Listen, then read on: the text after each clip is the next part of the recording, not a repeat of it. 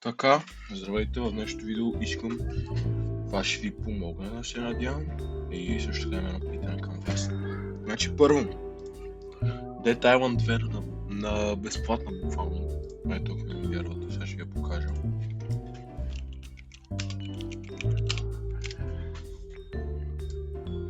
В момента е безплатна играта. Напълно съм сигурен, че това ще ви изкефи страшно много. И другото нещо, което искам да ви питам е, защото почнах да карам доста колело, какво искате да правим сега? Да